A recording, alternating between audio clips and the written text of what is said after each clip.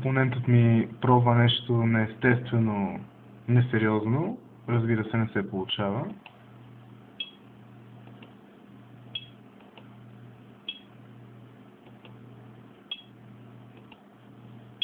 Както и това.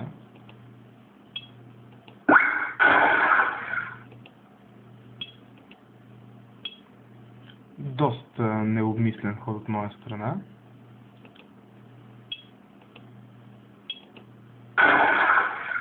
И тук се радвам, че моят опонент се съгласи да разменим царици, когато можеше да направи далеч по-добри неща за него. Откривам царя, но от тук нататък играта ще продължи в моя полза.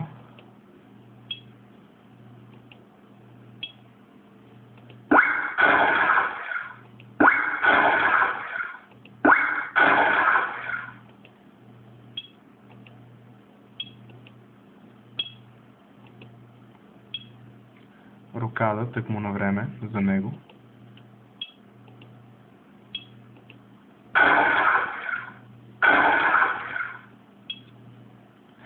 Интересна позиция в центъра на дъската.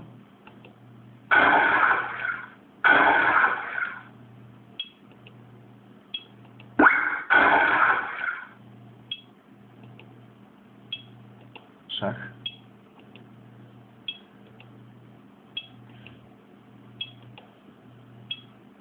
Да. При евентуално преместване на офицера по различен диагонал, примерно ако беше взел пешката, ще се получи нещо много сложно, защото топът ми ще да отиде на E2, шах и много тежки усложнения за него. За негово щастие той го осъзна и тук беше почти блокиран. След много дълго мислене, както на предишния, така и на този ход, той направи това. Смислен ход. Добре. Разменяме. И вече има къде да избяга неговият офицер. От дълго време обаче го бях подложил на сериозно напрежение.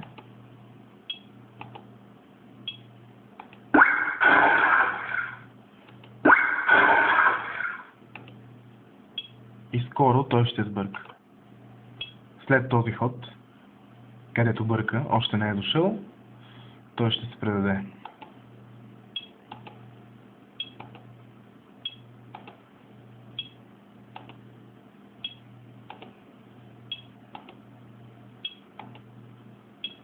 Ето.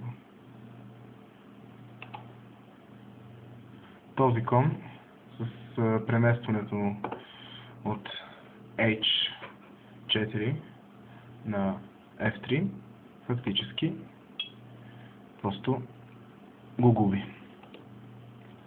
Това беше последният ход от играта. След този ход моят опонент се предава и с право, защото както се вижда имам предимство както в тежките, така и в фигурите. Край.